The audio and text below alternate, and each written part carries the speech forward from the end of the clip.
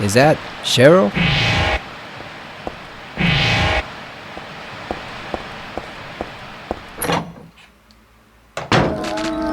Nope.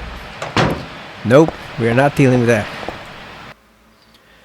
Hey everyone, welcome back to Silent Hill 3. Oh boy, we have not played this game in a long time. Since November of 2024 last year. We've been way too busy with other stuff. So I figured it would be a nice break from our routine to get back to it just for a tiny bit.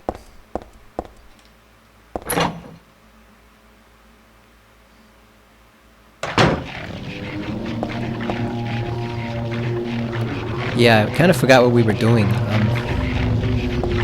Spending so much time playing Silent Hill 2 and all the other newer games that came out that haven't really made much time for older games.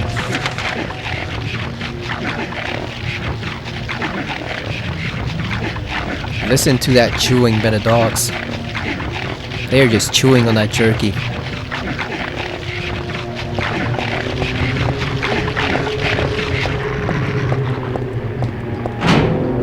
We do not have the flashlight just yet, but we should get it shortly.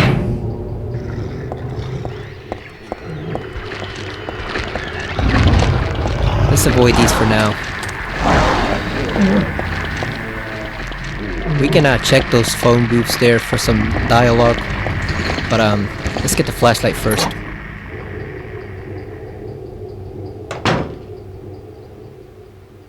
Yeah, this is much better. Warning, when leaving the room, be sure to turn out the lights. It will be obvious if they are not switched off. The very first time I played this game many years ago, I actually missed that you could read that warning, and it was a hint towards the flashlight. I thought you just turned off the light and you would see it right there. Yeah, so I didn't even read the warning before we got the flashlight.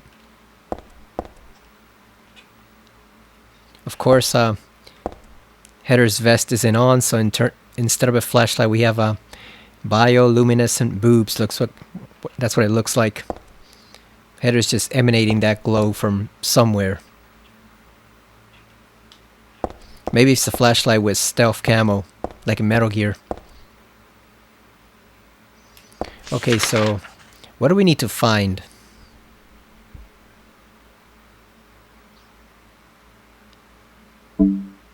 Let's see, what were the last critical item that we got?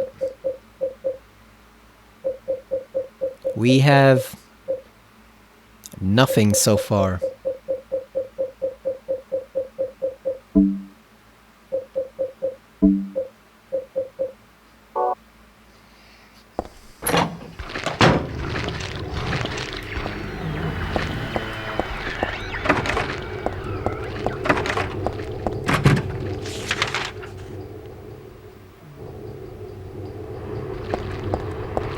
I always forget which doors you can open in these games.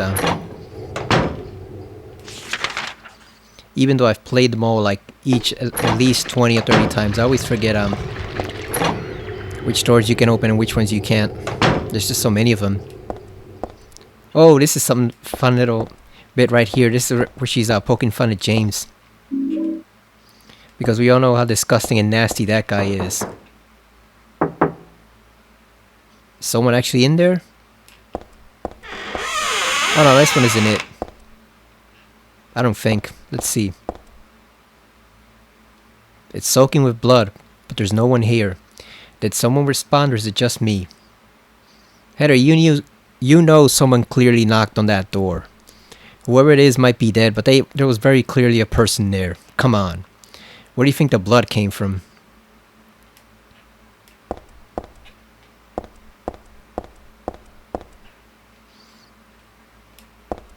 It's not just your imagination. A lot of people hate that in horror movies, and I kind of have to agree when there's something very obviously visibly wrong, but then the person says, oh, it must be the wind, or it must be just my imagination. No, it's not just your imagination. Your imagination isn't going to knock 3 times on a door with a heavy blow at 3 a.m. in the morning. That's not your imagination. Someone is actually out there, or something. Here we go. Little reference to Silent Hill 2. It's full of filthy, muddy water. Looks like something's stopping it up. Will you remove the blockage? Yes, of course.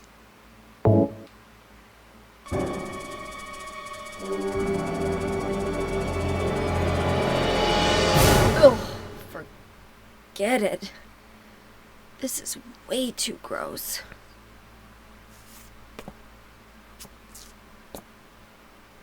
Who would even think of doing something so disgusting? Yeah, who would indeed, Heather?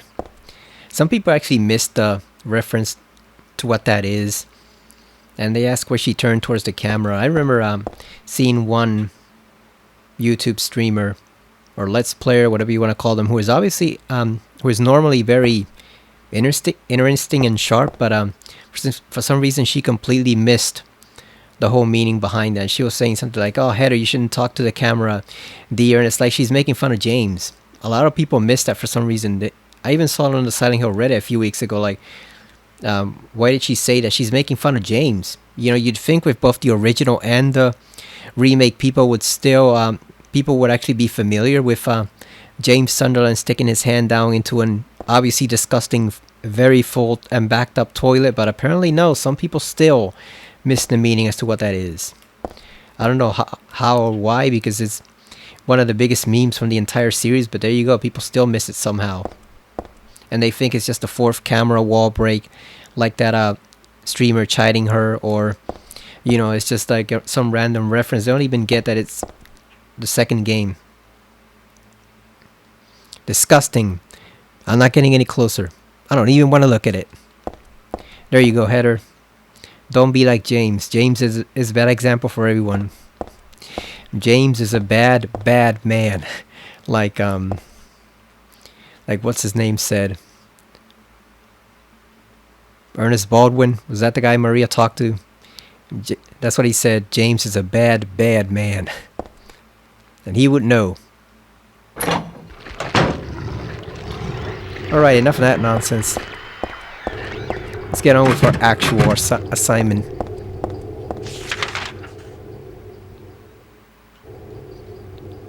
I believe we have to find the bulletproof vest and a hanger, so we can open up the ladder in the Happy Burger. Heather's wearing a choker in this one. I think it actually looks pretty decent on her. I don't get what people have against chokers. I've heard the jokes. I'm not gonna make them here because obviously Heather is underaged, or this version of Heather at least. I'm not gonna make that crude joke here, but we've all heard it, right? What girls wearing chokers means, and I don't even get where that got started from.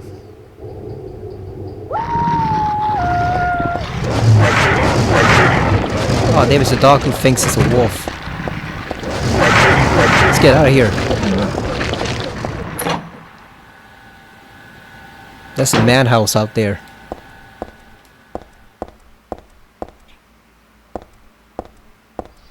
Where did that urban legend about chokers come from? Is it just some bad stereotype? Because I've heard it multiple times in the past few years, and I have no idea where that idea originated from. Got a hanger. One thing I like about the Silent Hill series compared to Resident Evil is how you find just regular, ordinary items. Just stuff you'd have lying around at home or in a business or in a shop, and you have to use it to solve puzzles, as opposed to Resident Evil, where you have to find these very obscure, very confounding items, which usually don't make a lot of sense anyway in order to solve the puzzles. And they give an explanation for it. The explanation is that a lot of that stuff was designed by George Trevor's company, and it was built to Spencer's specification, and I guess later on the mayor's specification and all that stuff. So that's why you got all these weird ass puzzles lying around everywhere. Like, they even built part of the Baker residence in Resident Evil 7. So there is an actual concrete explanation behind those weird ass puzzles, but it's still very silly at times, the items that you have to track down in order to solve some of them. Like the famous putting the plate on the mayor statue in Resident Evil 3 so you can get a car battery from behind. Like, really? And why did you even need to rotate it in the first place? Couldn't Jill have just walked around it and grabbed the car battery? Like, what is the mayor even doing hiding a car battery there in the first place? That mayor sounds like he's insane. Michael Warren. So I prefer Silent Hill's puzzles over Resident Evil's. They just make a lot more sense given the settings. Even in the other world where it's like what Lord Vash would call moon logic, doesn't really make conventional sense. There's still a certain rationale to the puzzles there that you don't find in other games like Resident Evil or games that try to copy it. And then of course Dead Space didn't bother doing any puzzles whatsoever. They just focused exclusively on the combat. Bulletproof vest. That will halve the damage that you take, but it also makes you run a lot slower. These clothes are awfully dirty. They're stained with blood splatters. They weren't like this before. What could have happened? Well, what happened is you're in an altered dimension, Heather. That's what happened. You're not in the real world anymore. You're in the Twilight Zone. I always thought when I first played this game, those were like huge chunks of flesh lying there. They're actually just heavy hangers. I saw quite a few of them when we used to work at Sears.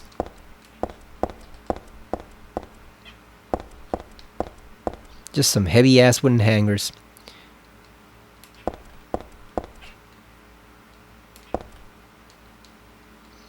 This is also one aspect that I missed in the Silent Hill 2 remake. The remake was done very well, but I missed these little asides that the characters do. The little dialogue here and there that gives you some insight into the character. You know, Harry had some. James obviously had a lot. Heather has a lot here in the third game. Even Henry with his constant "what the hell" mutterings. They gave the characters some life and personality that is somewhat slightly missing from Silent Hill 2 remake. They made up for it with James with a lot of the dialogue he has with the characters themselves, but I still missed the little asides. The one everybody always points out is when he's in the morgue and he says, "My God, in the hole," making you wonder just what the hell he saw in there. I always thought he saw like some mangled mound of flesh in there, but there's no concrete answer for what he saw. And then when he says like, "Did that just move just now?" And then obviously in the remake they have it move, the corpse. Ooh, what is that? That almost got me. If it were 13 years ago. So someone's obviously dead behind there, and we're never gonna know who. Let's light up the lightsaber. We haven't lit that thing up in a while. The beam saber.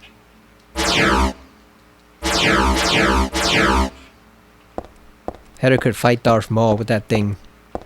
She'd lose very quickly, but she could still fight him for like 1 second.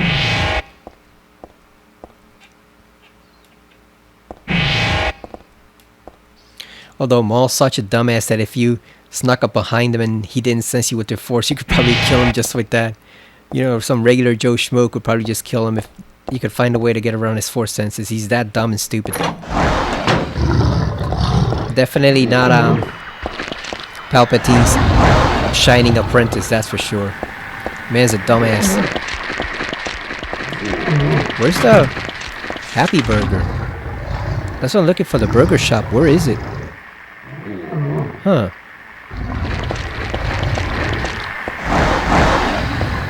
Trying to avoid these guys, even though we do have to kill a lot of them, but we can kill them. We can kill the ones upstairs.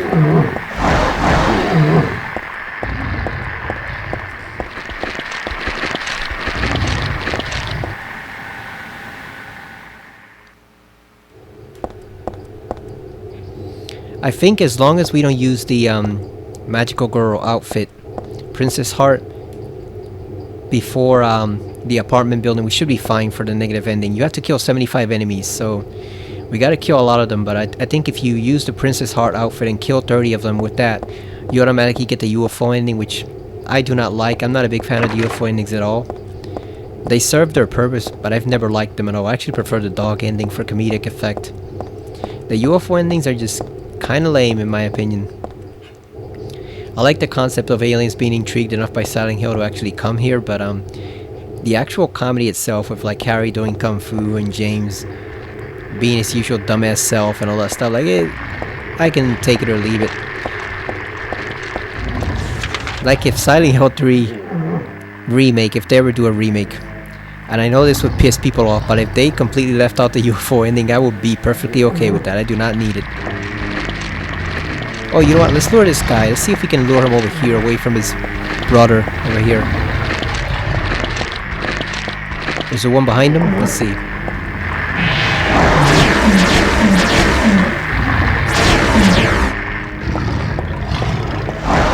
Gotta go around him. He's dead. Take that.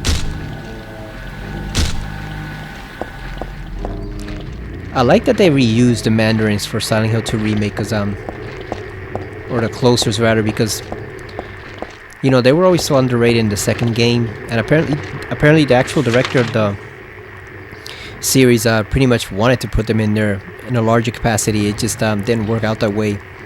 But they showed off some 3D renderings recently of concept art he had for them, and there's actually an even more horrifying version that we've never seen. So if they ever do a Silent Hill 3 remake, maybe they could use that one, or even just a remaster. Like if they decide to remaster the game and add some little touches here and there, they could actually make the Closers / Mandarins look a lot more menacing and disgusting and gross, like something out of Cronenberg. It's a very gnarly design. I'm sure it's available online. I know for sure it's in the Silent Hill 3 Reddit. I mean the Silent Hill Reddit. I've seen it there multiple times, but you can look it up. It's a very gross and very frightening design for the Closers that I think would actually work well in a remake if they ever did it.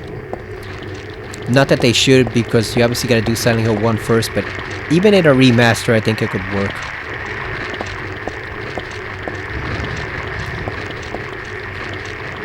The phone seems to be out of order. I can't call for any help this way.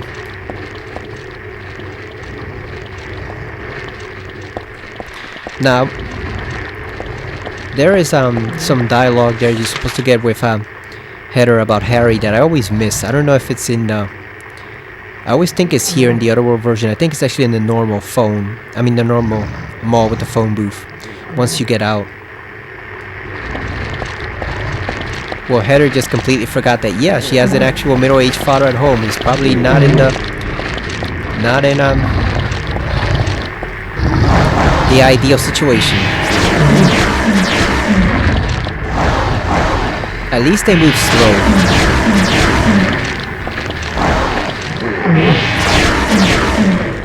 Oh, that one almost got me.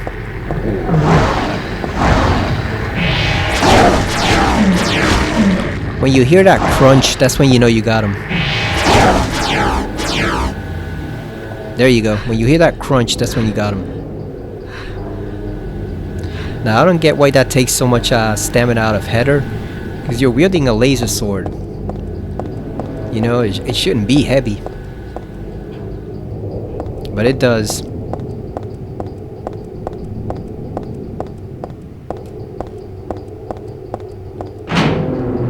There's the happy burger. I was wondering what happened with it.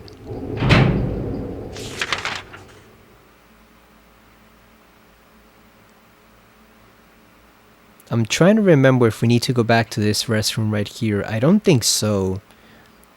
Because I know we have to get the bleach somewhere, but I don't remember where it is.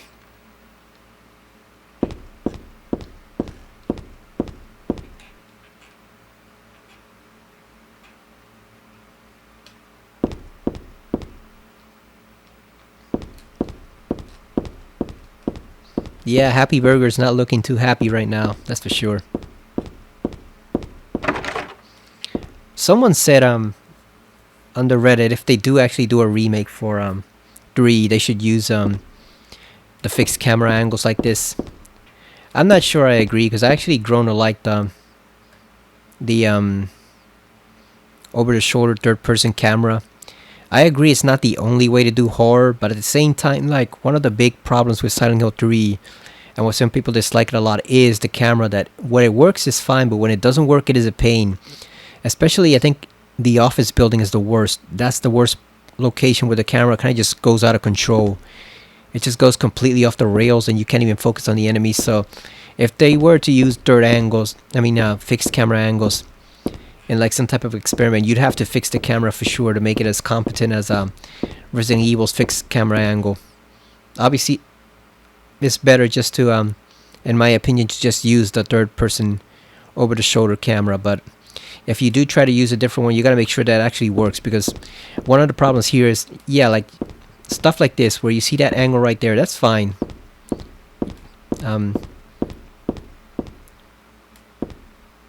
There we go. That's fine. You can see there it's a fixed camera angle. It's showing you the ladder that you have to climb, so it's giving you a hint as to the gameplay direction you have to take. Stuff like that is fine, but then when you get to Hilltop Center later on, you'll have situations where you're trying to fight the enemies and the camera's just going wild completely over the place, and you have to control it with the right joystick in addition to fighting off the enemies. It just becomes a pain. It doesn't bother me as much because this is one of my favorite games, but for a lot of people, even hardcore Silent Hill fans, it bothers them a lot that you can't control that thing, because it just goes completely off the rails compared to Silent Hill 2 or even Silent Hill 1's camera. So if you do try to do fixed camera angles like Tormented Souls, you have to get it right. Like the camera there, even though it's not 100% perfect, but it's a vast improvement on the camera of Silent Hill 3. And that's made by a small team in like Chile or Puerto Rico, I forget which. One of those two. So it's like they don't have the resources and the money that something like Konami has or the developers they hired do. And you know, they still came up with better fixed angle camera for that game. So you gotta improve it. You can't just have the camera spinning wildly out of control and then just say, oh, that makes the game scarier. It's better that way, because people are just not gonna go along with that bullshit. They're just gonna demand their money back. So you gotta fix the camera if you try to do that old style, because it's not gonna work nowadays.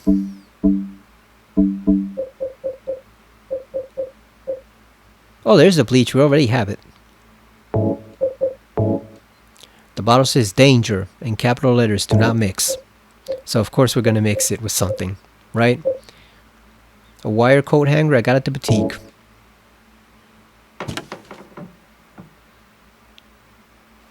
There's also some creative thinking by Heather using ordinary everyday objects to solve stuff like that.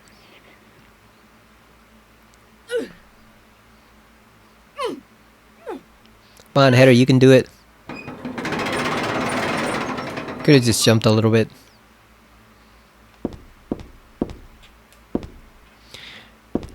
A lot of people have said they don't like this section of the game for some reason, the mall, because it's too ordinary. Like you have no directive, and you know there's no clear goal, and it doesn't really have anything to do with the rest of the story that's relevant. But I actually kind of like it for that reason, because it's just imagining yourself being lost in that nightmare. Like in Silent Hill 1, Harry drove there, so even though he didn't expect to get caught up in Alessa's whole deal on the stuff with the Order and the crazy town, like he drove there willingly by choice. So you know, he was a bystander, but at the same time he was already heading to the town.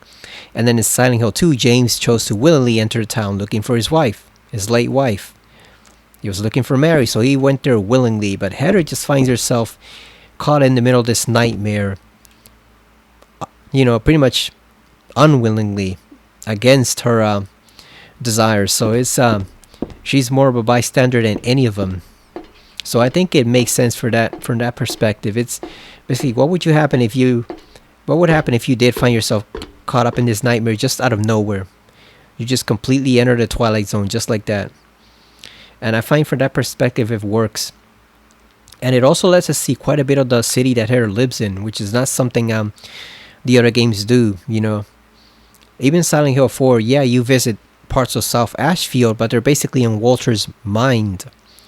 Or rather like the world he's built from his mind. So like they're not accurate representations of those places. They're ones that have been warped by his point of view. But here you're actually seeing the actual deserted city as it exists in this other parallel nightmare dimension, which I think is pretty damn neat. I think it's pretty cool. Why would something like this be here? This isn't a hospital. Can we push it off the ledge, Heather? Just send that corpse careening down into the void. Lock is broken. The great lock breaker of Silent Hill strikes again. Ooh, what do we have here?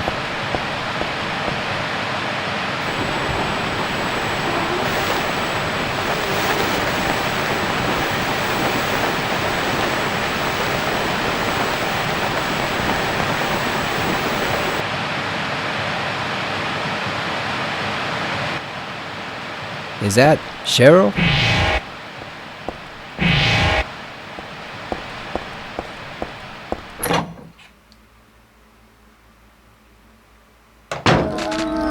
Nope. Nope. We are not dealing with that.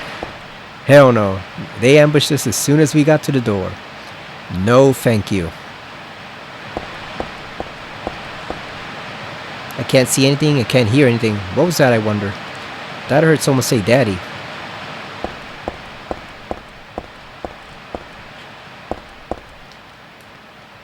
This again.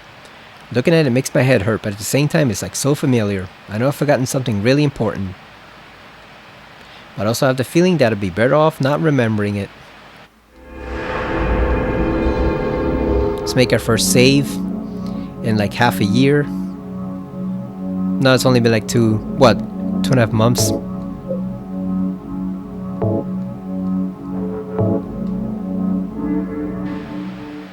I gotta fix the PS2 clock. It is not 1:30. It is 2:53 a.m.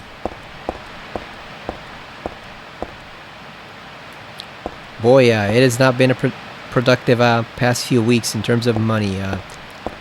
Until the day before yesterday, or Sunday rather, when it was the Super Bowl and I actually won a whole bunch of money. $2,337.28 is the exact amount.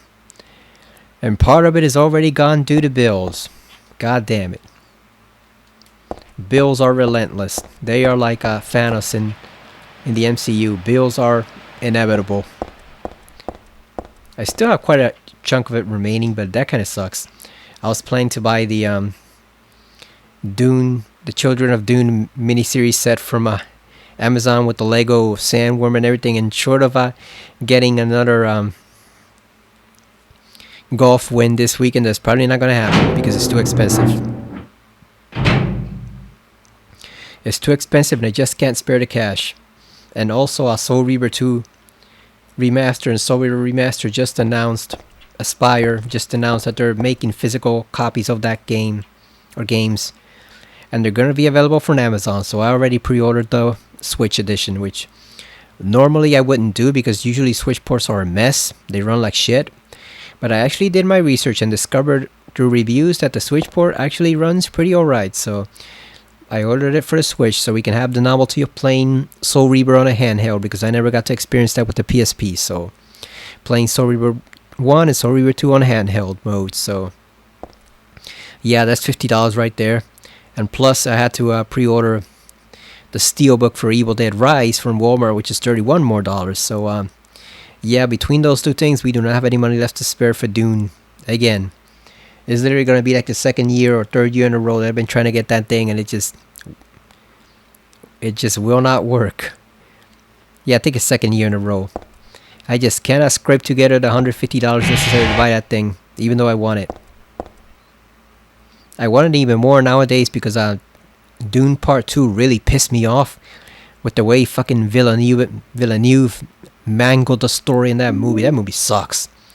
Like, I don't think I've ever seen a movie that's so well acted, so visually stunning, that just sucks balls when it comes to adapting a beloved story. I don't know what the hell happened there.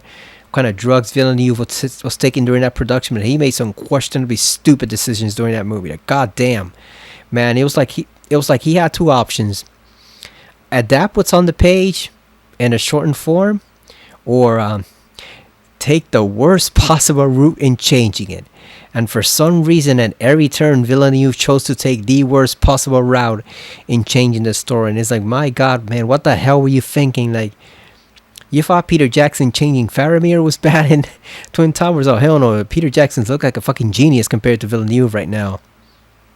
And he is, but still, like, I love the Lord of the Rings movie trilogy, but I'm also willing to admit that there were certain scenes in that series that did not work and should have stayed like they were on the page. I'm willing to admit that, but my god, Peter Jackson looks like the world's biggest purist compared to Villeneuve, because Villeneuve just chopped up that story and threw it into a meat grinder and then took out the little bits and then reconstituted them into his own version of Dune. And it's like, you can see where he thinks is all smug, thinking, oh, this is totally brilliant, it totally works, it improved it improves on the on the material Frank Herbert had years ago. It's better than his. And then anyone who's read the book or seen the Sci-Fi Channel miniseries can just stare at what he did and tell you you're a fucking idiot. Like, goddamn, Villeneuve, get some perspective, man. You had a chance to adapt one of the most beloved series of books ever in history, not just in sci-fi history, in history period, and you completely mangled the fuck out of the story, man. But anyway, that's enough for that for now. The glass is broken in the showcase and it's totally empty. That's too bad. Is she gonna steal it? This is where the walnut used to be. There was a nice silver ring in here the last time I came. A bummer that it's gone, huh? God damn it, it gets my blood boiling just talking about what Villeneuve did to the story in that movie. It just pisses me off. So that makes you want the Sci-Fi Channel version even more. But the problem is it's $150, man. I don't want to buy just a plain old Blu-ray at $35 or $60, or like, yeah, like $60 if you import it. Or I want the deluxe collector's edition. I want the Lego Sandworm. I want the trading cards and like the artwork and all the extras that that version comes with. It's just so freaking expensive. And sometimes it'll go on sale, but then I never had the funds. So we gotta get a golf win somewhere to pay for that. And it sucks because I missed two in like the past 3 weeks. I missed two that would have easily netted me like $1,500. I just completely missed it, being an idiot, trying to follow the analysis from certain guys instead of just relying on my own instinct or the guys who always bet long shots. And it's just I've missed quite a few opportunities to make some money in the past 3 weeks, and it just pisses me off. This is a good sized walnut from the Judas showcase. Something's rattling around inside, but I can't open it with my bare hands. What could it be? Yeah, sorry for that little diatribe there. It's just the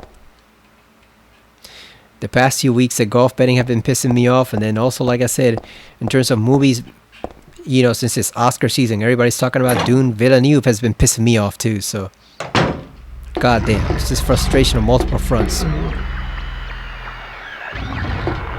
I don't think they say the Norse terms anymore. I think they reverted back to the regular oh no, it still says Nornin for like the 3 fates. So yeah, it still does have the Norse themes to it. This elevator is the same as the weird one earlier. Did I get to this world by riding in this thing? Wonder what would happen if I gave it another whirl. I can press the button all I like, but the doors won't open. Oh well. I guess you'd really reach the Twilight Zone if you took it for another spin. Maybe you'd end up in that empty vacant field from Paper House, that British movie. That's a good movie too. It's not quite as good as I remember it, or as scary, but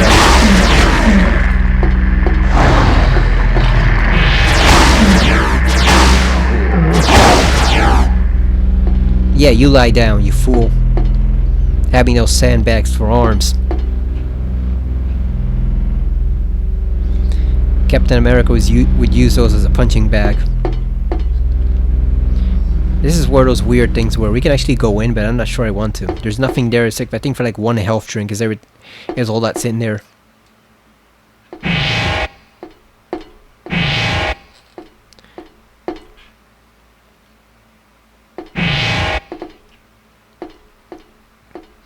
Yeah, Paper House is this British movie from the 1980s, like the 1988 or 89, something like that. No, I think it might be 88. About this girl who can enter this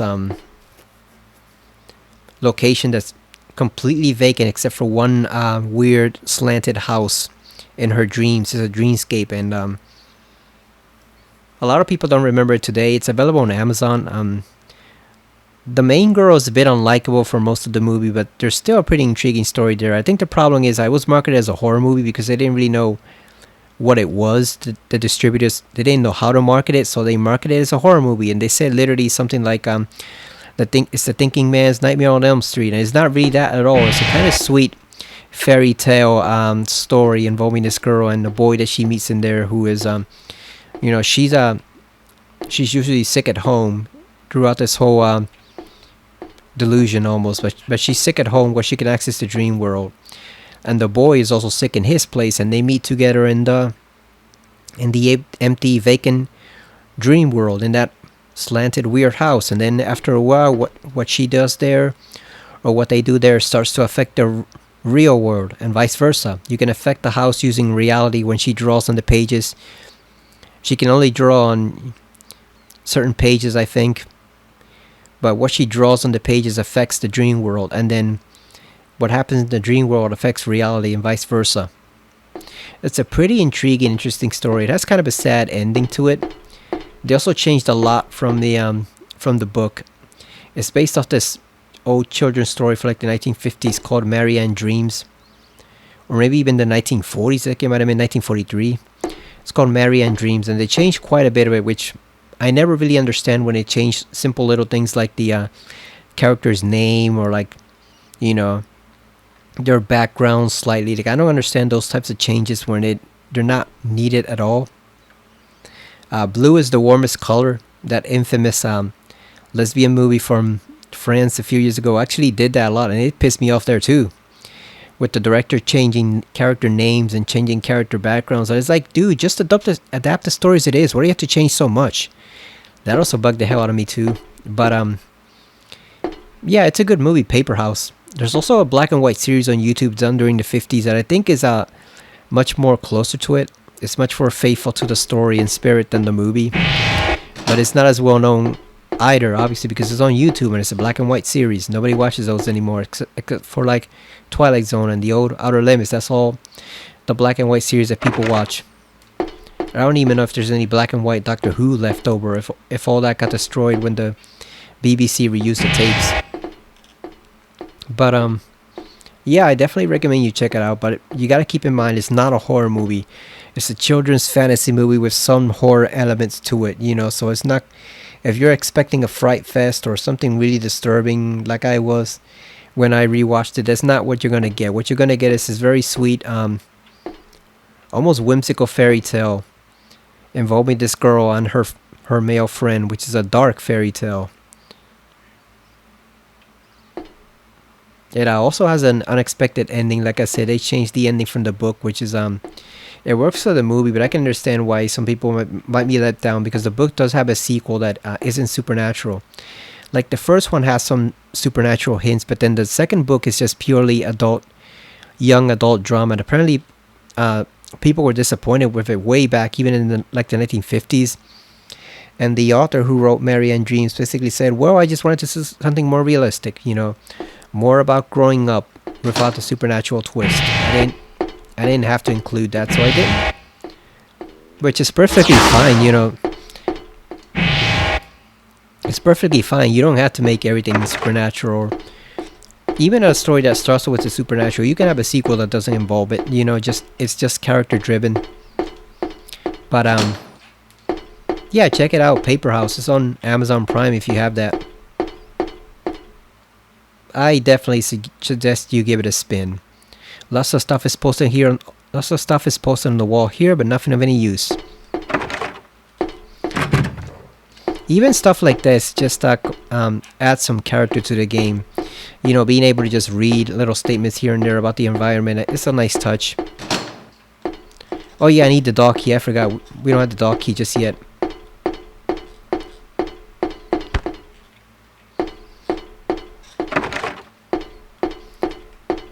Also gotta get like some oil for this PS2 controller, because it is squeaking the hell out of it. So if you hear like any squeaking noises or odd noises during the recording, it's the left joystick, specifically on the PS2 controller. I have the silver PS2 Slim, and this console is obviously at least like 15 years old at least, so it is a bit squeaky. So yeah, that's the controller. Damn, I kind of want to kill those things in there, but I don't know how many of them there are. Like, if is it even worth it to go in here? Is it worth it?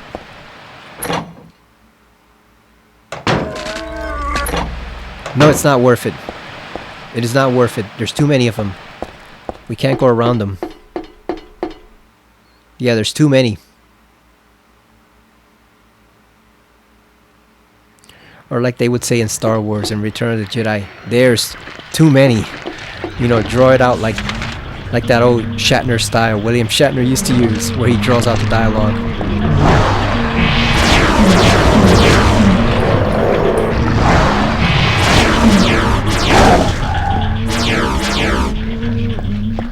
Okay, now we're getting some progress done in killing these guys. We're going to equip the bulletproof vest for this one, because this one might be tricky. I do not trust Heather not to get injured by that dog.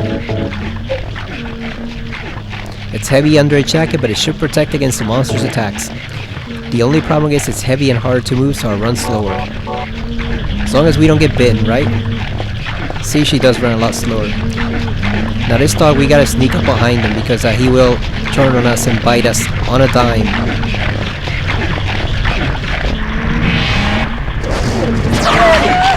God damn! Heather, you fool! Why didn't you light it up?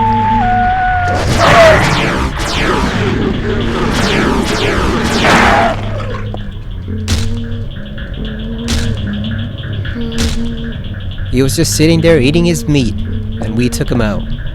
Poor dog. Yeah, god damn it, I should have, the thing you always have to remember, when you light up that lightsaber, if you just light it up normally, it does have like a 1 to 2 second delay where the enemy can't attack you. As you saw there, it started gnawing on her ankle. You basically have to move while adjusting it, you see, so that it's seamless. If you just stop to activate it, like that, there's a 1 to 2 second delay that can get you attacked. You basically have to activate it as you move, like this, and that's how you make it work. And then you just block the attacks like the katana.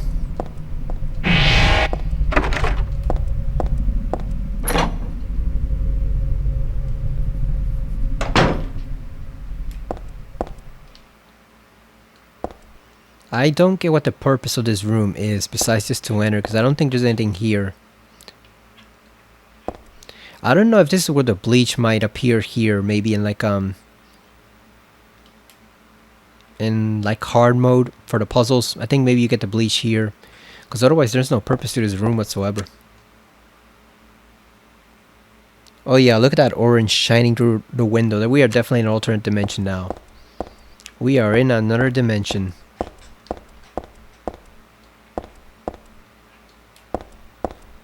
Yeah, there's nothing here.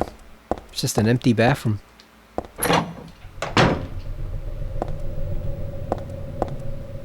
Oh yeah, I said I was gonna change the shirt, right? To try to get like a different shirt every time. So let's change it. What can we put on? Got the Heather shirt. Killer Rabbit. God of Thunder. I don't like this one. Some people like it a lot because of all the tattoos and Heather's hair being gray. I guess that's a reference to Raiden from Mortal Kombat, but I don't like it. It just looks, she looks too much like a gangster, and not the cool type of gangster either, like a gangster who tries too hard. I guess we'll try it eventually, but I'd rather not right now. My favorite is always this one, OPM, because of its color, or the 13 REM Rue, Universal Studios Chanel's friends. I'm not even going to try to pronounce that French, but those are always my favorite. And then also like this one, the EGM shirt, The Harder They Come. Let's change to the let's do the light shirt, because this is actually the painting that we see in Silent Hill 1 near the end, when Harry has to solve the 2 puzzles. You remember near the end when there's 2 photographs or 2 paintings, one on each side. There's a little altar in the middle, and then you basically have to solve the nowhere panel puzzle where you press the buttons based on the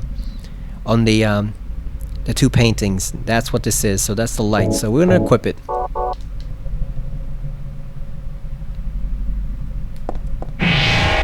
There we go. Imagine Heather just changing her shirt in the middle of this nightmare. I mean, hell, imagine anyone changing in the middle of this place. I wouldn't do it. I would not change my clothes in a place like this. But I guess some people are braver. Yeah, so we're gonna unequip the bulletproof vest for now because it's too slow. We're gonna gonna need that back at the hospital later on for sure, but we can unequip it now because these monsters aren't really a challenge. So we need that more for like the nurses when they try to one-shot us with a revolver. Where if you're in like on caution mood and you take a shot from that, it will kill you. So that's an added level of realism that you don't often see in horror games, but at the same time it is kind of annoying if you just stumble into a hallway and oh, there you go, there's a nurse coming around the corner, she's got a gun, and then you're medium health and she shoots you and you're just dead. Not poggers. Oh, here's the famous barbecue dog. What is this? Barbecue dog? Who the hell would make something like this? Furthermore, who the hell would eat it? Looks like it's a big dog too. You'd think it was like a Great Dane or like a German Shepherd or something. There's something in the dog's stomach. I got a cooked key. There's nothing else to worry about here. Other than who the hell is sick enough to do something like this, that is. And even that, I'd really just rather not know. Well, we know who is sick enough to do it, right? Eddie from Silent Hill 2. He would totally cook this dog and eat it because that's just the type of scumbag he is. It's just a roasted dog anyway. I shouldn't let that creep me out. Yeah, Eddie would totally do that. I wonder if it's maybe it's his ghost trapped in the other world and he's just baking dogs now, barbecuing them and eating it. I always like this section here because if you look outside, you can see the other buildings. So like, we are in the other world, but we are not like in just one building that's affected. Like, you can see basically the whole world is affected. So this does lend further evidence to the idea that it is an alternate dimension that exists parallel to our own. Like the nightmare in Silent Hill 1, it was basically taking over reality, but here you can tell it is almost like an alternate Earth. Not an alternate Earth, like another alternate dimension. And if you see here, what do you see next to the building right there? You see the orange backdrop. So yeah, this is almost like an alternate dimension, which is pretty cool. What other horror game lets you go into an alternate dimension besides maybe Tormented Souls? Even Eternal Darkness didn't let you do that. You just went into an underground city there. Rows of wine bottles. I don't really feel like eating and drinking stuff from an alternate reality, okay? Yeah, there you go. Heather said it herself. Got a first aid kit. Just a normal wine glass. There's not much reason to carry this. Yeah, you could use it as a shiv if you broke it.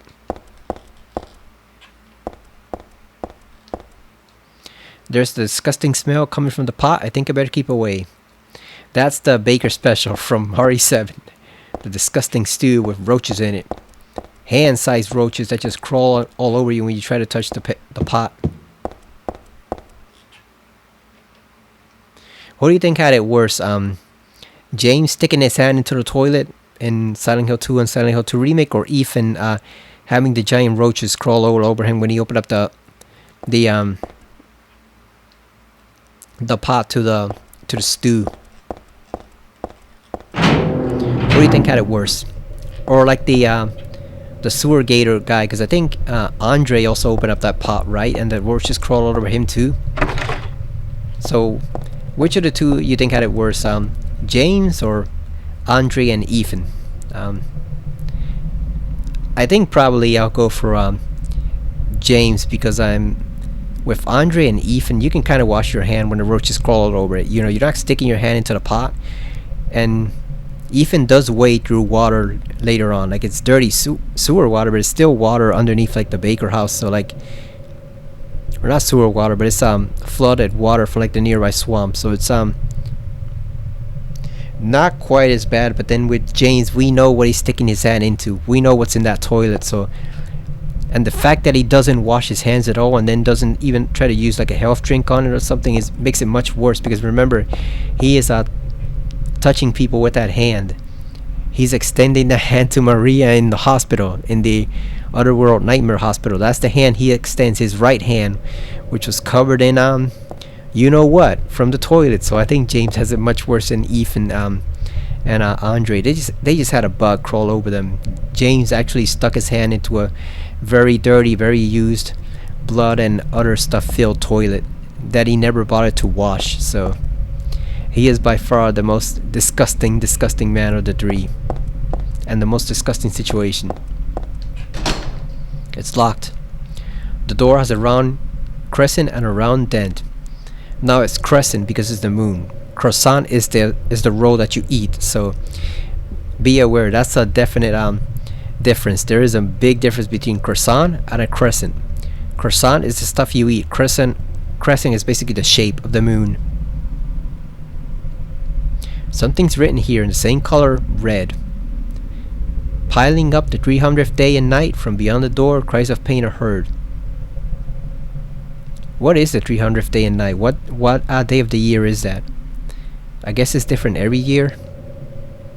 And the final destination has become real, though not a blessed beginning. Yeah, that's moon logic, so it's basically a bunch of nonsense that is somehow supposed to make sense. Moon logic puzzles. But in this place, in this type of place, it really fits. You know, it kind of fits the theme they're going for. Tormented Souls kind of had a couple puzzles like that too. Moon logic, and it fits the setting, especially there because that's a psychiatric hospital. So of course, everything's gonna be all crazy. And that's not even dealing with the cult there too. It's funny how people say, "Oh, Silent Hill 2 is the best game because it's all psychological and it's not dealing with any cults or demons and stuff like that." And it's like some of the best horror games around dealing with cults. You know, Silent Hill 1, it's a cult.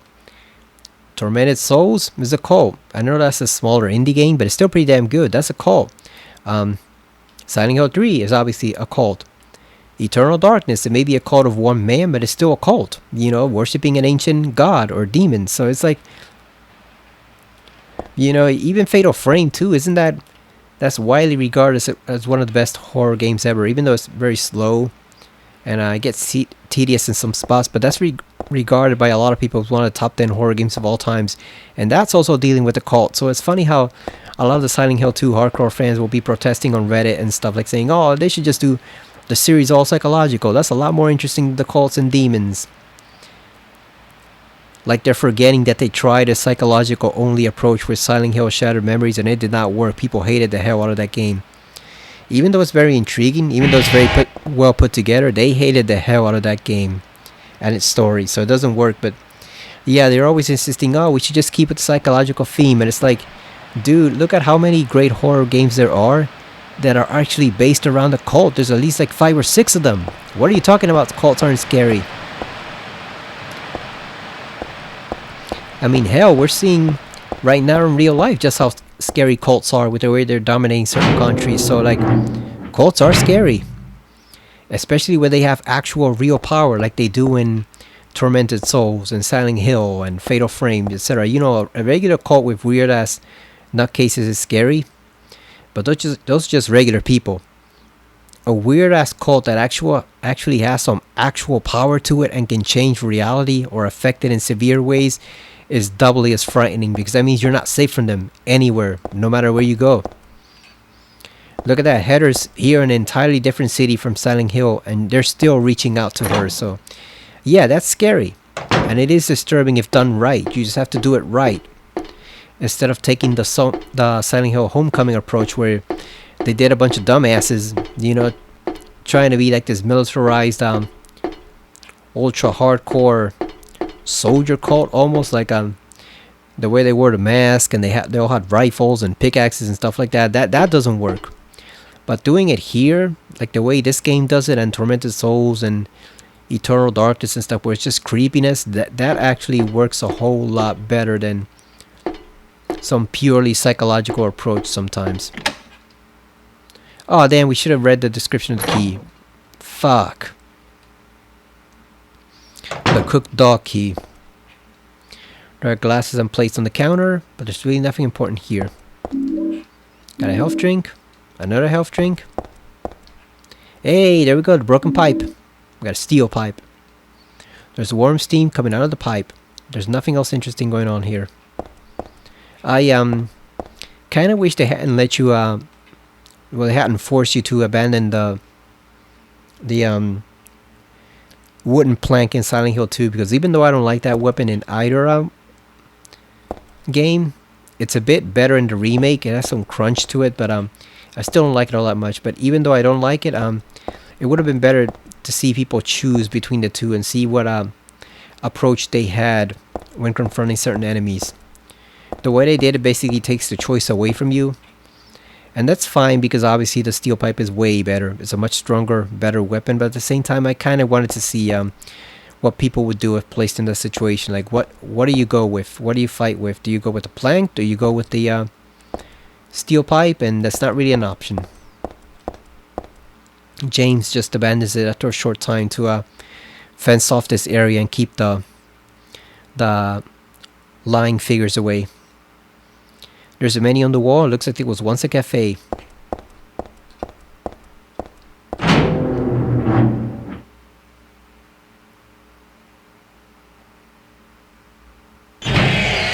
Oh, let's get the hell out of here.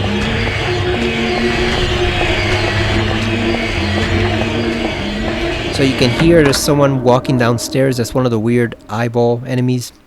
They're on a separate floor, so they can't do anything to us. They're on another floor. So they can't see us, but we can hear them. Sorry if I'm taking my time with this one, but I really like the mall segment. It's one of my favorite stages ever. Central Square Shopping Center. Alright, we got detergent. Oh, I think maybe it's the detergent that moves around on the hard difficulty. I think maybe that's where you find it upstairs. That's where the detergent is. And I think you just find like bullets or something else here. Okay, so that's why that room is empty. The bathroom over there, because I think that's where you're supposed to find the detergent. It's either hard mode or easy mode. One of those two. That's where you find it. So no, it's hard mode because I remember I don't think the moths are there at all on easy mode. Yeah, it's just an empty corridor. So yeah, you do find it on hard mode, I think, for the puzzles.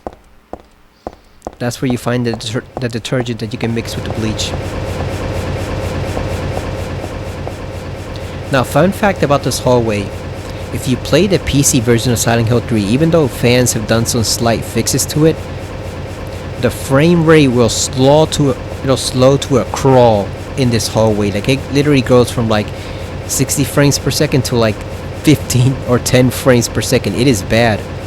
I don't know what the hell happened with that particular segment, because it's just this hallway, but yeah, the frame rate drops like a motherfucker in there. Like, it literally crawls to such a slow pace that it almost becomes unplayable for this one section of the game, just this one hallway. I don't know if it's the fan or what it is, but yeah, you basically have to turn off the fans and then run, because if you turn that fan off while it's here, as long as that fan is turned on, the PC version of Silent Hill 3 will run at a snail's pace. I don't know why that is, and someone really has to get around to fixing that. And it's probably got to be the team behind Silent Hill 2 Enhanced Edition. But they never get around to it. They never get around to working on the third game. They finally stopped working on the second game last year. And it's like, guys, the game is perfect as is. Move on to fucking Silent Hill 3 already. God damn. Silent Hill 3 and 4 need you better than 2 does. Because the work you did on 2 is basically perfect right now at the moment. There's nothing more that can be done to improve it. So just move on to Silent Hill 3. Please. For the love of God. Because it's clear Konami sure as hell isn't going to do it. No one else is going to do it, so it's up to you guys to fix the game. God damn. We're all counting on you.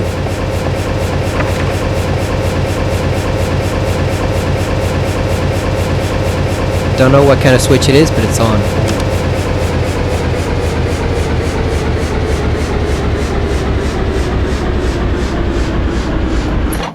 Okay, we don't have time for that.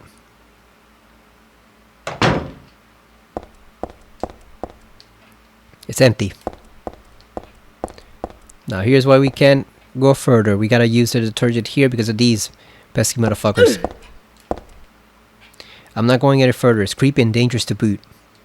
There's gotta be a way. I can't really stab them one by one. Some insecticide would do the trick. Yeah, if we had that mysterious aerosol spray can from Silent Hill 2, that would work definite wonders here. Or the one from Silent Hill 4. Funny how she says it's creepy and dangerous, and in Silent Hill 2 remake, James's plane walks into a room filled with large moths. He does not care. James is a fucking man looking for his lost dead wife. Searching for his late wife, he would just walk into a room full of gigantic moths all over the place and not say a word. He doesn't care if they get in his eyes or not. So I have to correct a story I told in the original Silent Hill 3 playthrough. Bear with me for a moment, but I mentioned a story my dad had told me about how a co-worker he'd known on his security shift got bitten by a moth in the eye and had to have the eye removed because it got infected.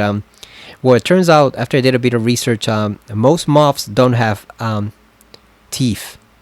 What they have is that proboscis for sucking up fluid. Basically, you remember like Brundlefly. That's what he did in The Fly. How he explained it. Jeff Goldblum, that flies can't they can't consume solid food. They have to suck it up. They have to basically throw up on it and suck it back up into their stomachs again. So moths don't have teeth to bite anyone, but what they do have is a bacteria on their wings, and I'm guessing that's what happened to that co-worker. Like the moth got in his eye, there was bacteria on the wing, so when the wing I guess made contact with his eyeball, it basically got it infected. So my apologies there if anyone ever heard that playthrough and completely got the wrong idea about biology. The co-worker wasn't bit on his eyeball. I think what happened is, like I said, there are bacteria that live on the wings of these moths, and obviously that's bacteria that you do not want to get in your eye, especially if that moth has been in some dirty ass places. You don't know where it's been. So yeah, I think that might have been what happened. It wasn't that the moth bit his eye, it was that the moth had bacteria on the wings, and then the bacteria got in his eyeball and infected it, and that's why it became all infected and had to be removed. So my bad, I completely got moth biology wrong the last time. Okay, we need the bleach and detergent. It was next to the bakery sink. It's not for dishes though, it's for the bathroom. The bottle says danger, do not mix, in big capital letters. So let's mix it, obviously. Combine this and combine that. And we're gonna poison ourselves right now. Here we go. We gotta go for it.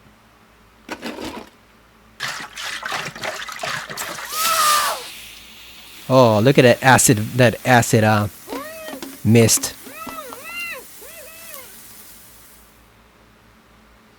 Heather, what you should have just done is just hold your arm outstretched, pour in one at a time, and then pour in the other one. That would have been way smarter. I don't particularly want to die. Better stay out of that hallway. The vent fan's probably not running, so there's probably still poison gas in the air. Alright, there we go. That should take care of the moths.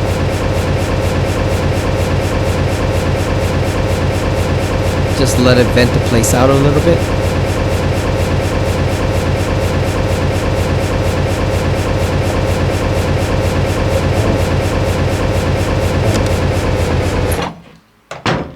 There we go. The hallway is cleared. I used this to make gas earlier. Best to not stick my head in too far. Who knows what's left in there. Yep, they're all dead now.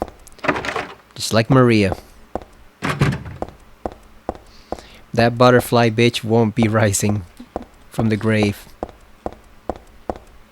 Now, fun fact, this corridor here, this hallway was actually used in the commercial for Silent Hill 3. You can see it on there, what's playing. And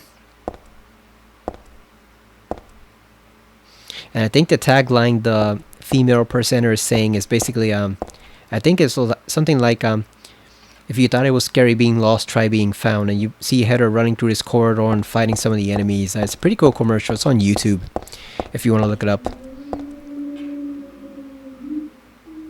What is that mysterious moaning? I wish to make game commercials like that nowadays. All the commercials we get are lame, if we get any at all. I've told you the story before multiple times of how I did not even know Batman Arkham Asylum was a game until 1 year after it was released, and we had the Game of the Year edition because it had no commercials at all. And at the time, even though I checked out gaming sites like IGM and GameSpot and EGM, Electronic Gaming Monthly, etc., I did not know that a Batman game of that caliber even existed because it just had no advertising whatsoever.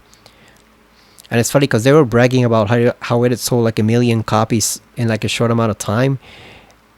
And after I found that out, I just sat there wondering how many more copies would they have sold if people actually knew the game existed, you know, if people actually had some type of build up, some type of ads or marketing materials, promotion, you know, like how much would it have sold if people actually knew this fucking game existed? Because I was a big gamer and I didn't know it existed. So I'm sure casual normies who had just grown up with Batman the Animated Series didn't even know that was a thing until it finally got a lot of coverage with Arkham City. That was when it finally crossed over into like the mainstream. It became a huge hit that everybody knew about it. But yeah, I did not see one single game for that commercial, and so I did not even know it existed.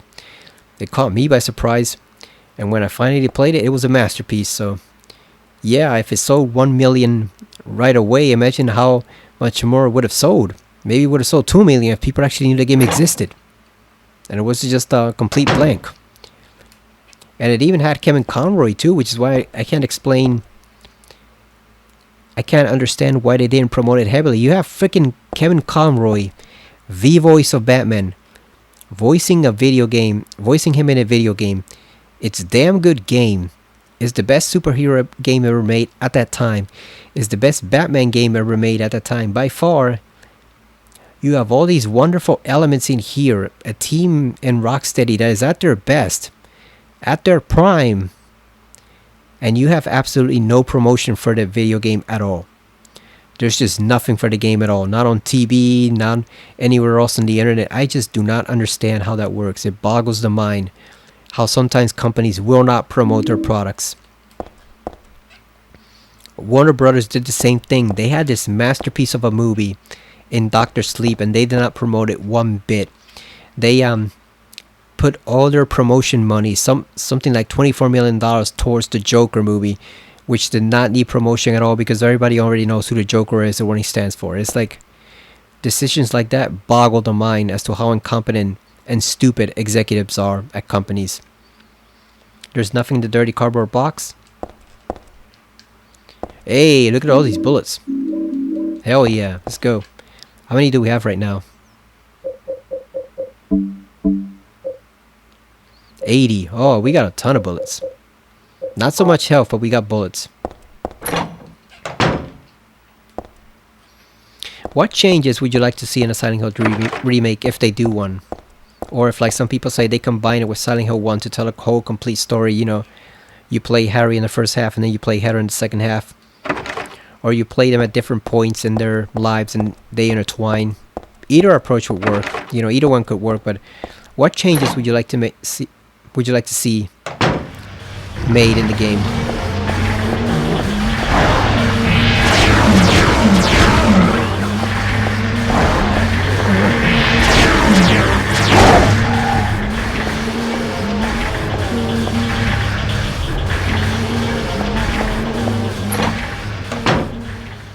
I'll tell you one I would like to see made. I would like to see more exploration of the town, because one of the biggest flaws of Silent Hill 3 is that when you get to Silent Hill, they don't actually let you wander around. They just were in a rush to get the game finished, I guess, and so they basically streamline you all the way to the hospital. You can't move outside of the little area that they dictate, and that's a huge turnoff because I like exploring the town.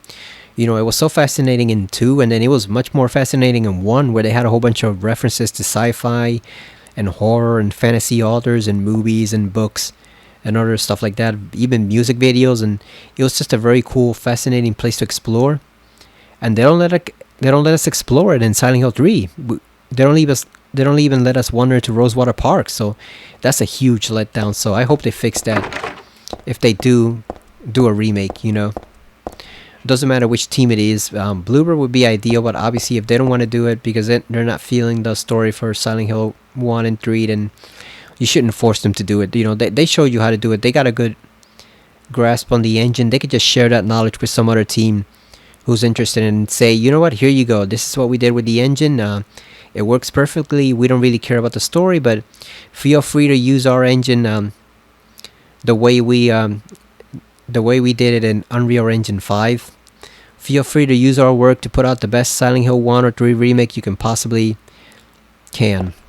So I wouldn't mind that, but yeah, let us explore the town further because it's just it's a bummer.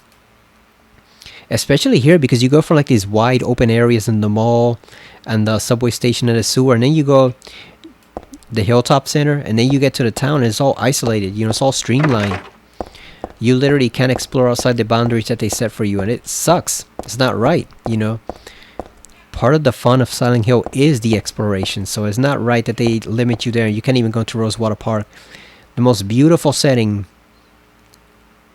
in the entire game, and we can't walk right in there. That just blows. Why would something like that, like this, be here? This isn't a hospital. Especially with the way they did Rosewater Park in the remake for 2, where I like the overall design less, but there's also a lot more interesting stuff there. So the way they did that and the way they did the garden, I would love to explore the garden as Heather and see what she has to say about it in Silent Hill 3 remake. So they definitely need a lot more exploration. You want to keep the bonus weapons intact, all of them. You don't want to remove even a single one. They're all fun to play with. Like I said, fix the camera. If you're not going to use third person over the shoulder because it's too cliche, as some people say, fix the camera at least. Make sure it's a workable camera, that it's not just floating around going crazy from all sides.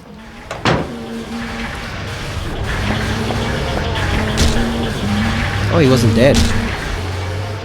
Well, he's dead now. Actually, I think that might have just been the music playing, since we didn't fully let him die.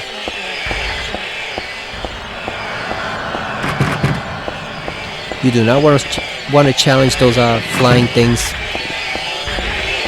with a melee weapon. It will not work.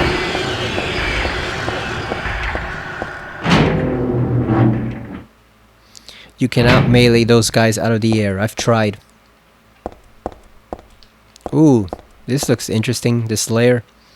Has Pyramid Head been in here? This looks like his gear, especially those cages. What's he up to since he dealt with James and taught him his lesson? That stain under restraint is shaped like a human. I don't want to even think about what this platform was used for.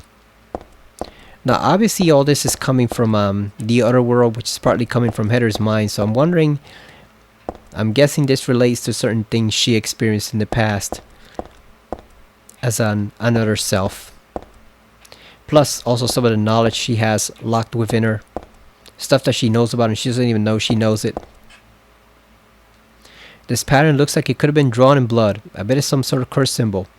No wonder my head hurts and it feels so awful when I look at it. It's like James and how he described it, how it feels like a migraine, like something groping around in your skull.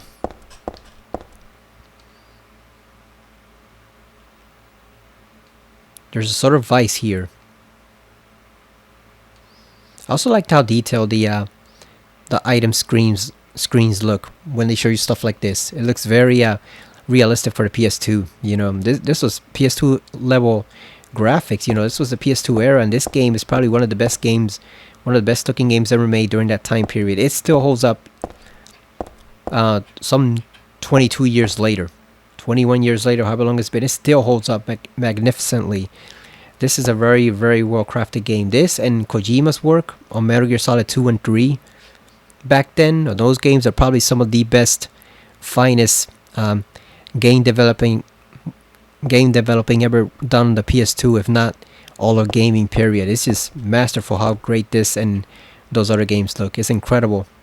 And it was a huge leap from Silent Hill 2 because James just looks all out weird over there with his Pac-Man mouth. He just looks weird. But it's amazing how detailed and great the characters look here and in games like Metal Gear Solid 2 and 3. Alright, let's crack open that walnut.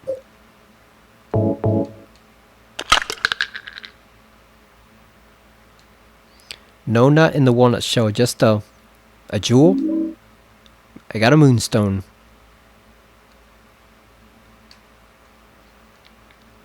There's a sort of vice here.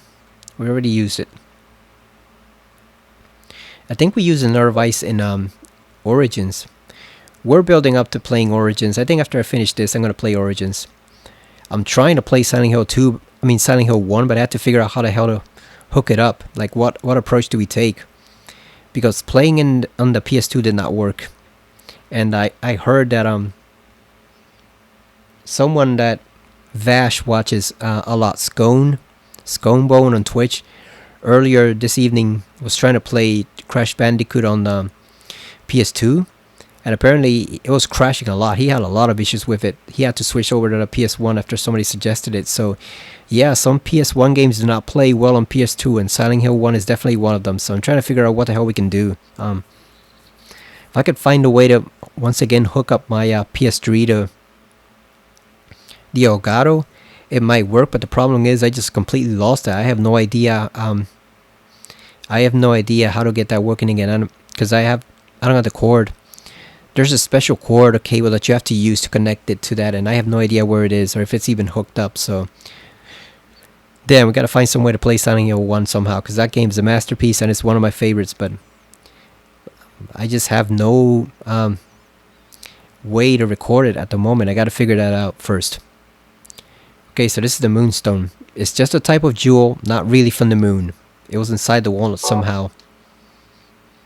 But it would be cool if it was, right? It would be cool if it was from the moon. That would be awesome.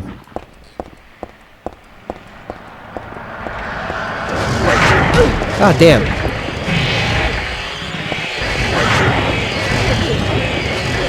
Okay, so why would there be a stretcher here and who will be sleeping on it? It's not sleeping, dead. Oops. Yeah, that person is not sleeping, Heather. They are dead as a door now. They are quite dead on that stretcher. Hell no. Let's get the hell out of here.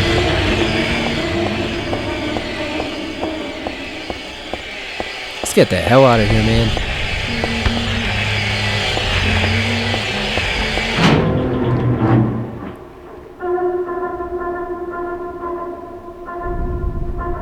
Oh, here comes the Freak Patrol.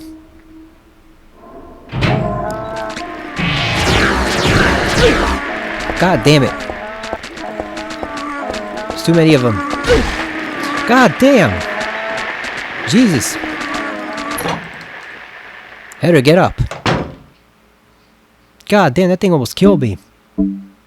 And that's one of the more harmless enemies. Okay, we need a health drink. God damn it. Should we even bother trying to kill those guys or not? I don't know if it's only worth it.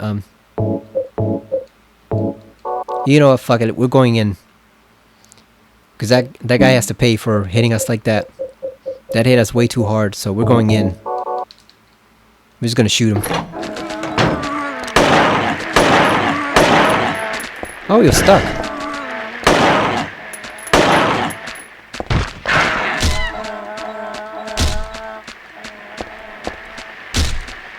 Okay, we got one. Can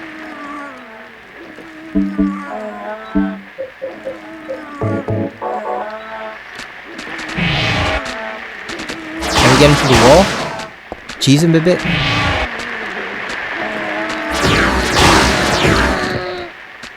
Oh yeah, we can.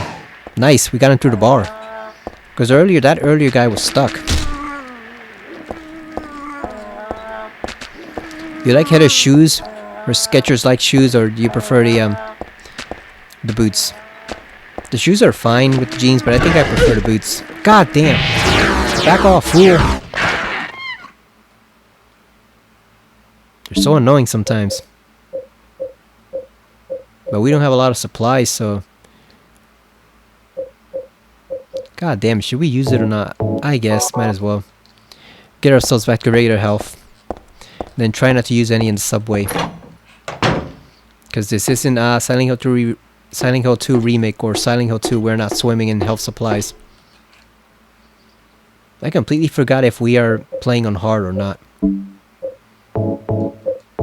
I hope not, because then it's gonna take twice as many bullets to kill the upcoming boss. Okay, so we're basically done with the mall. We just gotta go up and confront the boss. Or go upstairs and then go downstairs, rather.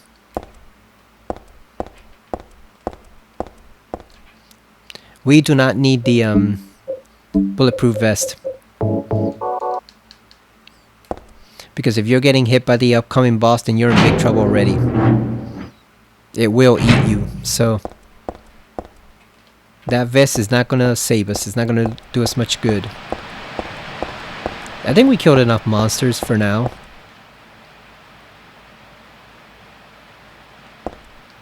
Because we're gonna kill plenty in the hilltop center. So I think we got enough for now. Remember, we're going for the bad ending, so we got to kill a lot of them. 75 in all.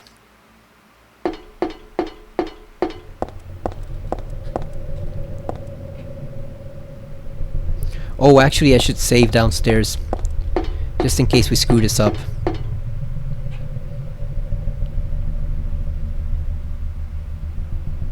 And I'm actually going to stop after the boss fight, and then we're going to save at the Happy Burger, because I don't want to trigger the cutscene with Douglas just yet, because I don't want to go to the sewer, not sewer, the subway in this video. I want to save that for next time. So we're going to save right here, and then we'll save again at the Happy Burger once we beat the boss.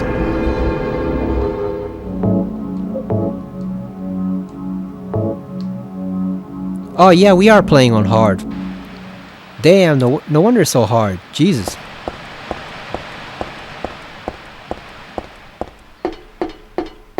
Trying not to use the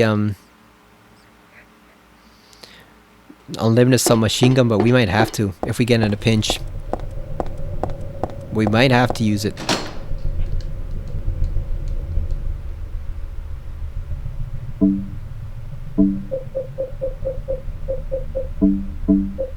Where's the moonstone?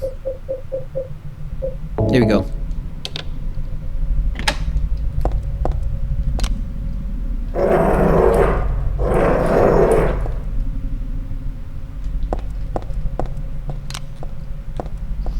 There's a way to strafe, but I completely forget what it is. It proves really useful when you can do it side by side, but I don't remember how to do it.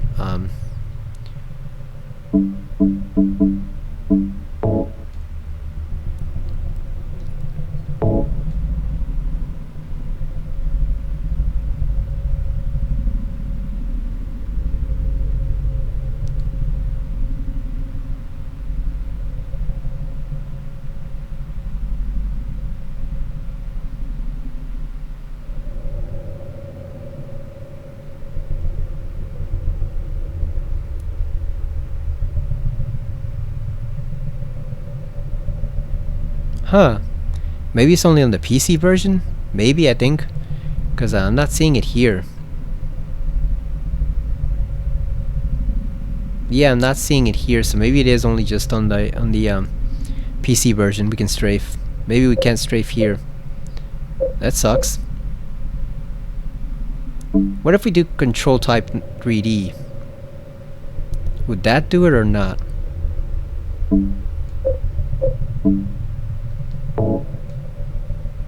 Let's see what that does. I want to see. We're going to change it back. I just want to see if it does.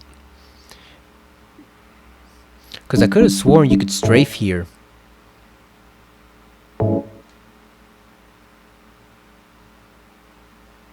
Oh yeah, there. Move right and move left. Tank controls. Let's see. Yeah, there we go.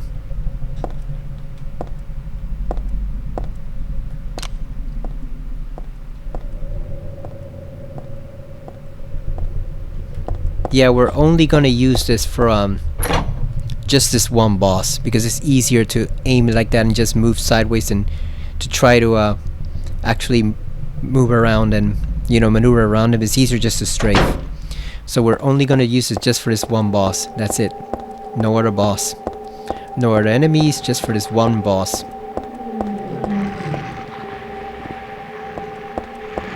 Damn, I completely forgot how to control it using tank controls. So there's all the enemies down there. You can see the dog going crazy.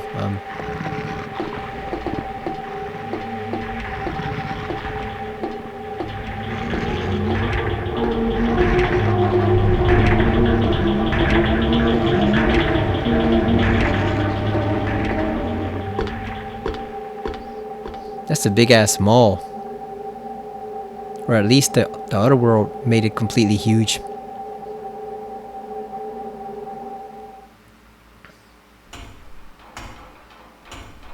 Normally it takes 9 bullets to kill the split worm. But since it's hard, it might take twice as much. Might be 18 this time. We'll see.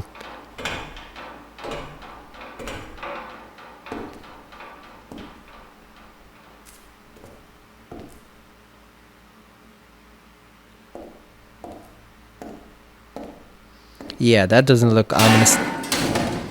That's a boss fight area if I ever saw one. And of course the ladder breaks. How convenient.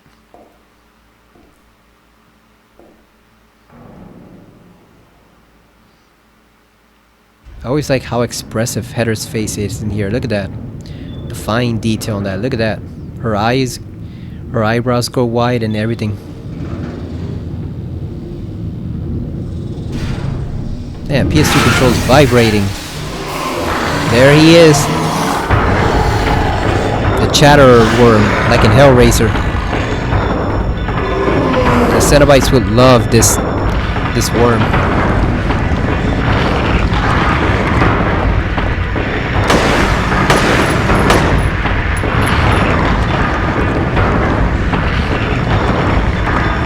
Oh shit.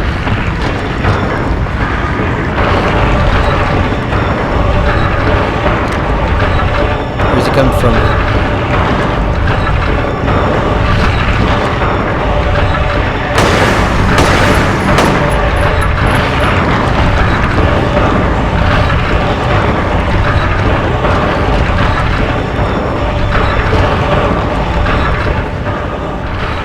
This is a scary ass sounding theme music too. Let's reload.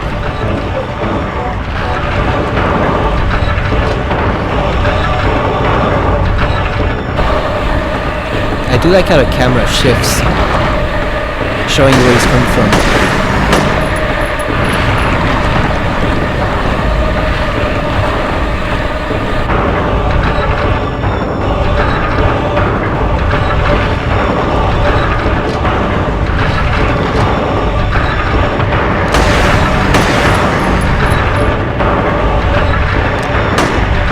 God damn it.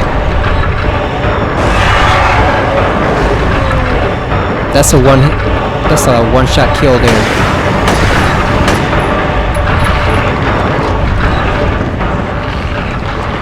Yeah, that's a definite one-shot kill right there.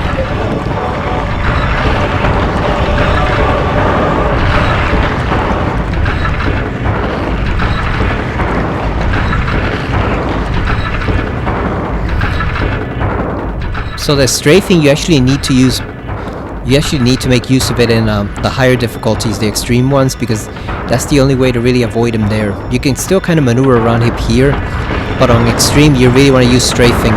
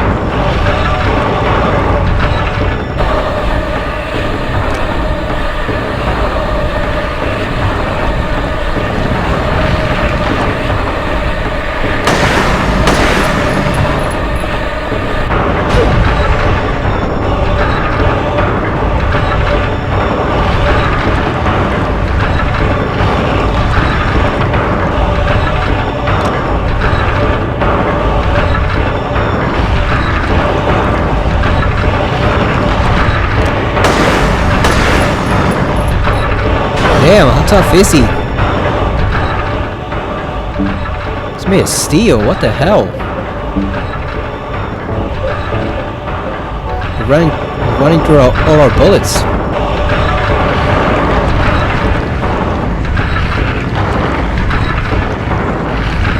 Get out of his way also, because that will send you to danger mode if you get hit by him.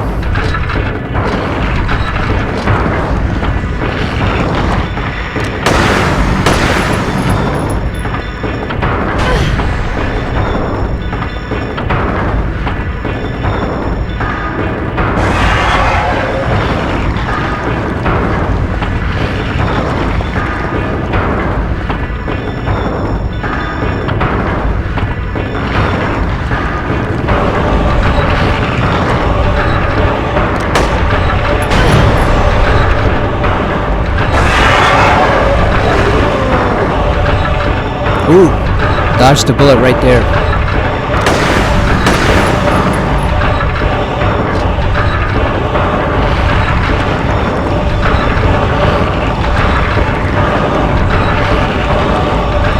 Look at it slither around.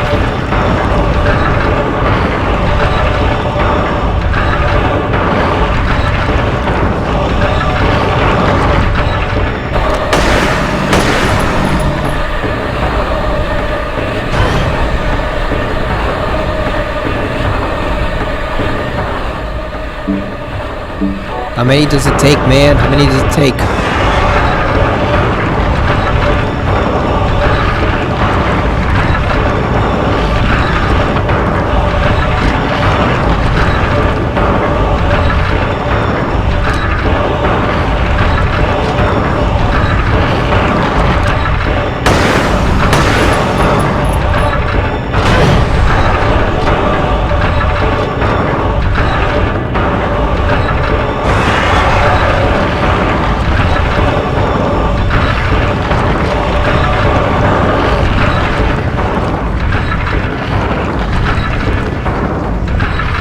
How many does it take?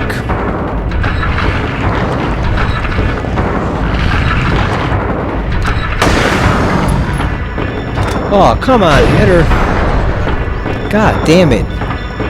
You just had to reload there.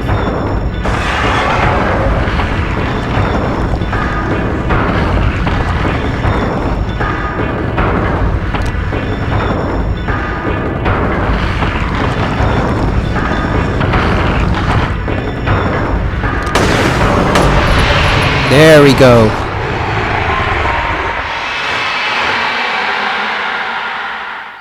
There we go. Finally. Jesus Christ. That took way longer than I anticipated. And we wasted like 10 bullets or more. You can only shoot them on normal mode. You can shoot them 3 times in a row. Here you can only shoot them twice. So we wasted a lot of bullets there. But what's done is done. I'm not going to play that over again. We're just going to have to be extra cautious about conserving ammo from here on. It's the shopping mall just like before.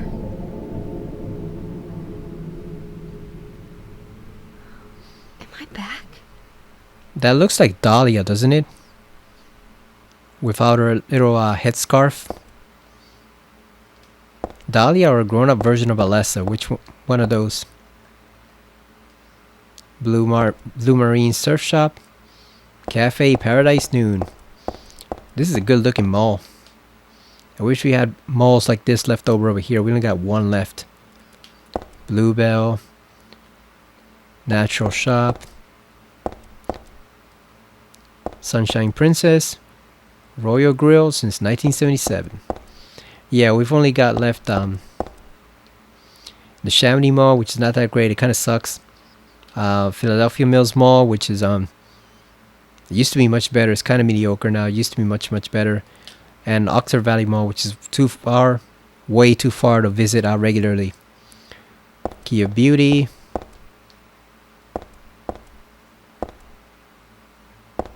What's that one say? Purple? Something purple. I wish the map had the store names on them. Purple Side. Okay. I guess maybe they sell furniture based off the 2 chairs there. Based off that sign, I guess they sell some type of furniture.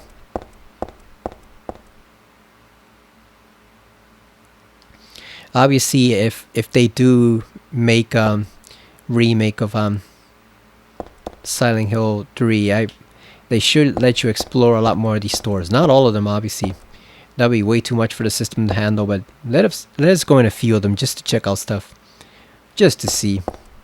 You know, we don't have to go in all of them. Just let us check out a couple more stores than we do over here. You know, and not just in the outer world, but in the regular mall too. The phone doesn't work. Well, we all have our hopes. Wish I could get a hold of Dad.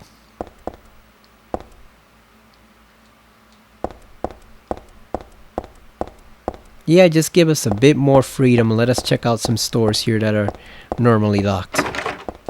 If they do actually decide to go ahead and do a remake, I'd play it. Because like I said, there's a lot that can change or improve to the game. Some of the voice acting also could be improved. The voice acting here is generally pretty decent, but there are a couple lines here and there where you can tell like the actors, not to say they flubbed it, but they weren't as impactful as they could have been. You can tell we're still like in the early stages of video game voice acting. By now you probably have a pretty damn great performance like they did in Silent Hill 2 Remake. So improve some of the voice acting. I think mainly on Douglas's side. I think he's like the worst perpetrator of some of the lines here. And then Claudia after him. Vincent is perfect. Heather is perfect. I think is any issue that lies with the voice acting is mainly Douglas and Claudia. But even then, it's not too bad. It's just a couple lines here and there that fall a bit flat. Alright, we got some bullets. Gotta save some. Damn, that monster took like 40 bullets to defeat or more. That was insane.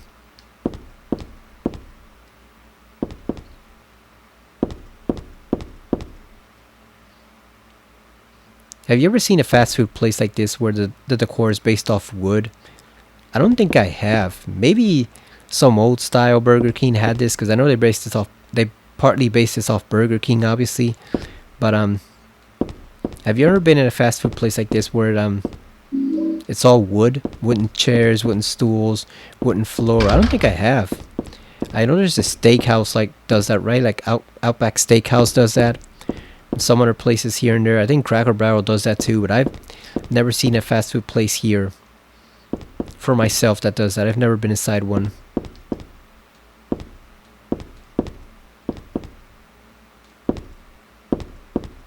Trying to find out the little dialogue bit that Heather has here. There we go. This is where I was sleeping earlier. Hell, I might still be sleeping here for all I know. I wish I were. Yeah, we're definitely not sleeping. And you can see the clock is frozen too, which means time is frozen. Which means we're obviously still in the other dimension. We just in the milder version of it. We haven't really made it out yet. So let's save here.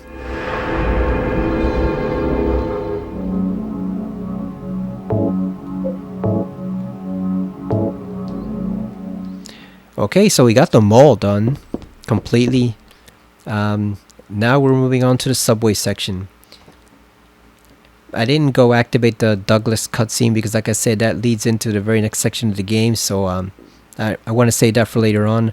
I don't remember if the where the save point is. I don't know if it's close to the start or if you gotta go and find it a bit. So that's also why I didn't want to go trigger that cutscene, because then you can come back into the mall and you gotta find some place to save, but I don't remember where the save point is, so I'd rather not be looking for it in that area, because it is very easy to get lost in the subway. All the walls look the same, so we're gonna handle that next time. I think I'm definitely not gonna let 2 months pass again before I play this, because I do want to get it finished up so I can play Origins and potentially Silent Hill 1. So I do plan on playing this a bit more over the next following days. Yeah, the next section is the subway, which is one of those sections that, again, a lot of people don't like. A lot of people hate it because they say it's bland, they say it's boring, but I actually find it very, very creepy and unsettling the way it's depicted here. So I actually like that section of the game too. All these sections in the city before it gets to Silent Hill are actually pretty cool for me. The only one I dislike somewhat is the sewers, because it's not the best, visually stunning area, and I don't know. It feels kind of bland and boring compared to the rest of the game. So I don't like the sewers except for one or two corridors, but I definitely like the subway. I like the shopping center, and I definitely like the office building, especially the alternate office building, Hilltop Center. I definitely like that one. So yeah, we're gonna get to those next time. So